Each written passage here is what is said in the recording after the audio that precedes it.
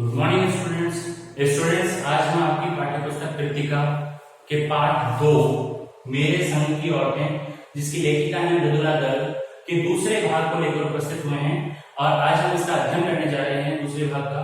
पिछले भाग में हमने जाना कि लेखिका अपनी नानी के व्यक्तित्व के बारे में बता रही है कि जिन्होंने जिंदगी भर पूरी उम्र अपनी कोई इच्छा किसी पर जाहिर नहीं की, लेकिन जब मृत्यु का समय निकट आया और उनकी 15 वर्ष की पुत्री यानी कि लेखिका की मां की शादी की जाने वाली की बात चली तो वे मुंहजोर हो गई, अपनी बात खुलकर बोलने लगी और उन्होंने अपनी बेटी की शादी के लिए अपने पति के दोस्त प्यारेलाल जो कि स्वतंत्रता सेनानी थे उन्हें बुलाया और उनसे बुला करके अपनी बेटी की शादी के बारे में बात की। आगे बढ़ते हैं। खैर इस तरह मेरी मां की शादी ऐसे पढ़े लिखे होनहार लड़के से हुई जिसे आजादी के आंदोलन में हिस्सा लेने के अपराध में आईसीएस के इम्तिहान में बैठने से रोक दिया गया था और जिसकी जेब में पुश्तैनी पैसा धेले तक का नहीं था। यानी कि नानी की जिद के कारण, नानी ने जो बात कही उसके कारण मेरे माँ की शादी यानी लेखिका अपनी माँ के बारे में बताइए उनकी शादी ऐसे व्यक्ति से हुई यानी उनके पिता से हुई जो कि बहुत होनहार थे और पढ़ने में भी बुद्धिमान थे और पढ़ाई में भी अच्छे थे, लेकिन जो स्वतंत्रता संग्राम में उन्होंने भाग लिया उसके कारण, उस अपराध के कारण उन्हें आईसीएस की परीक्षा में बैठने से वंचित कर दिया गया था और उनकी जेब में पुश्तैनी पैसा यानी कि जो पैतृक संपत्ति होती है वो भी उनके पास में नहीं थी।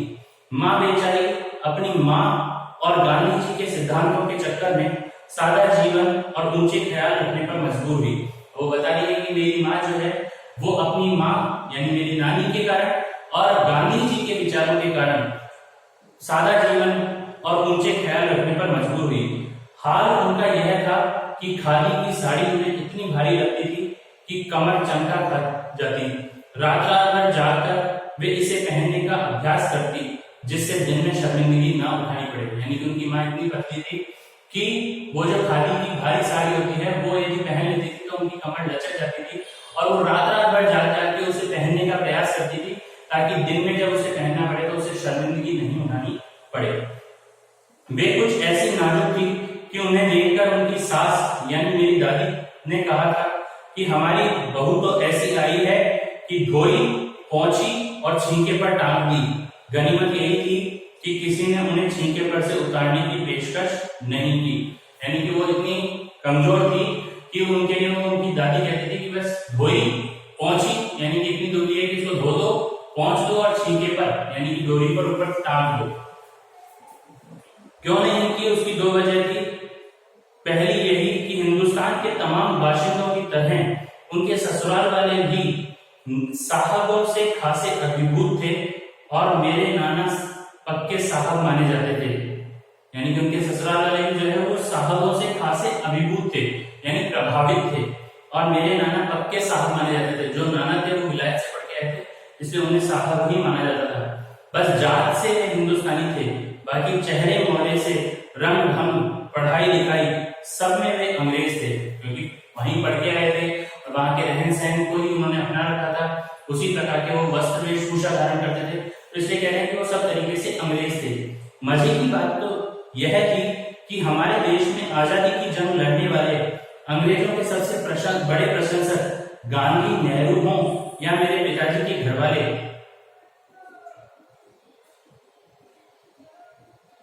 भले लड़का आजादी की लड़ाई लड़ते लड़ते जेब खाली और शोहरत सिर करता रहे, दबदबा उसके साहबी ससुर का ही था।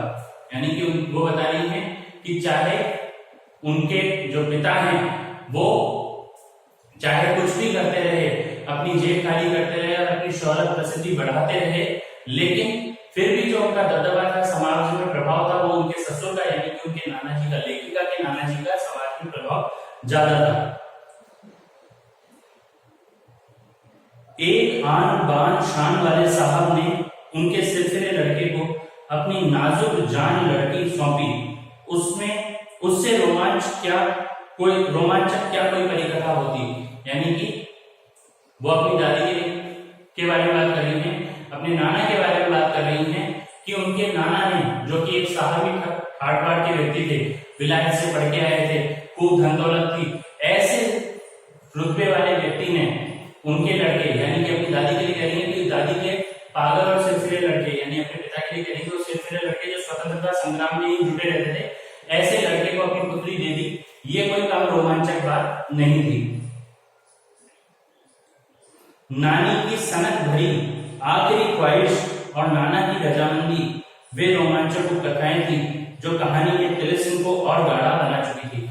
तिलिस्म अर्थात जादू को, तिलिस्म का अर्थ है जादू, यानी कि जो नाना की रजामंदी थी और नानी का अंतिम समय में जो सनक थी, उसके कारण इस कहानी के अंदर और भी ज्यादा जादुई चमक आ गई थी।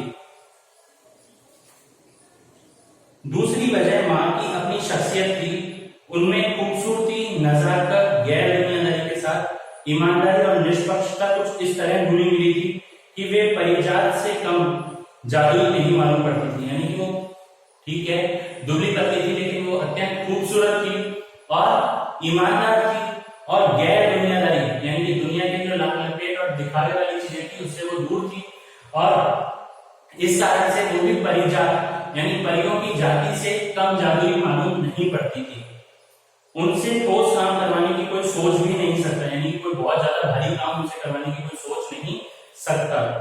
हाँ, हर ठोस और हवाई काम के लिए उनकी जबानी राय जरूर मांगी जाती थी, पत्थर की लकीर की तरह निभाई भी जाती थी। यानी कि उनसे काम नहीं करवाया जाता था, लेकिन उनकी राय, सलाह, मशवरा जरूर लिया जाता था।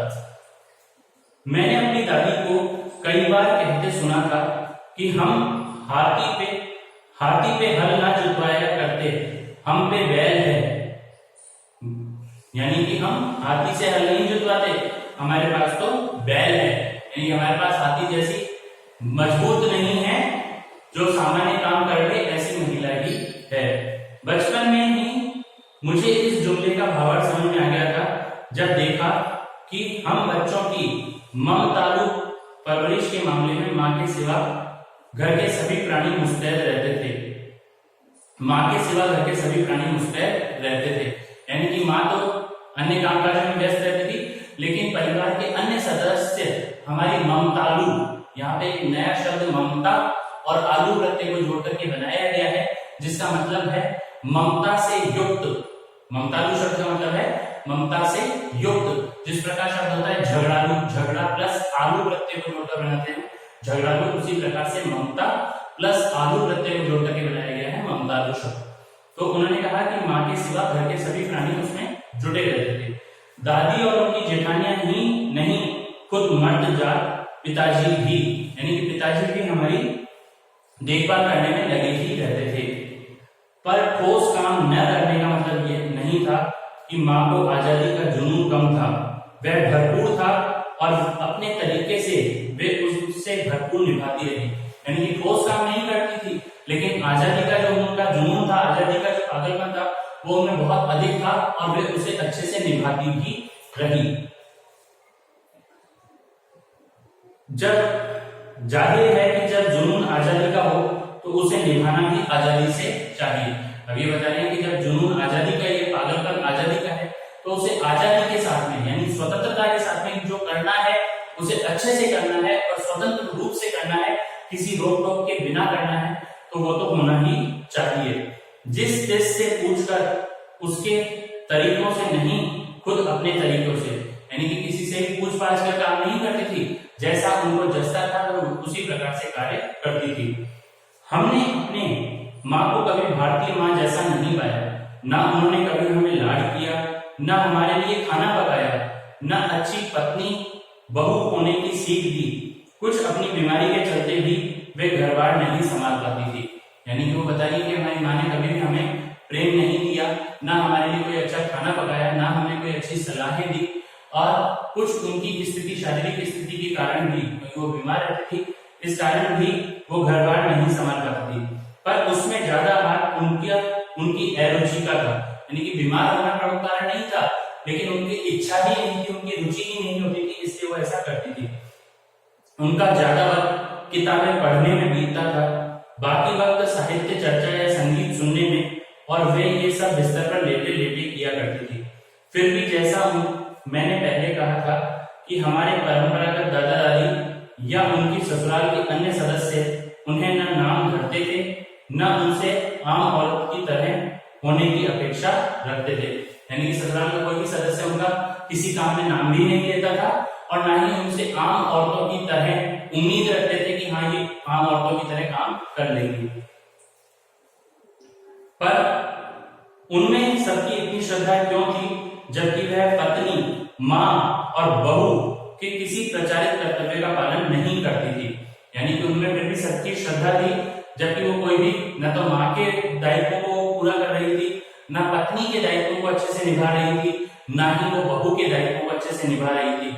फिर भी सभी उनको श्रद्धा भाव से उनकी बात का महत्व रखते थे। उसका क्या कारण था? साहबी खानदान के रौब के अलावा मेरी समझ में दो कारण आए हैं। साहबी खानदान यानी कि उनके पिता साहब थे, उस खानदान के रौब यानी प्रभाव के कारण, और उसके अलावा दो अन्य कारण उनकी समझ में आए कि वे कभी झूठ नहीं बोलती थी और वे एक की गोपनीय बात दूसरे को जाहिर नहीं होने देती थी। तो उन्हें जो कारण समझ में आया वो ये था कि एक तो उनकी मां कभी भी झूठ नहीं बोलती थी, इसके कारण लोगों में उनके प्रति श्रद्धा थी, ससुराल के लोगों में उनके प्रति श्रद्धा थी, और दूसरा वो किसी की एक की बात दूसरे पर जाहिर नहीं होने देती थी, किसी दूसरे पर इधर की बात उधर करना, जो मुहावरा है हमारे लोगों की, इधर की बात उधर करना, यह कार्य वो कभी भी नहीं किया करती थी।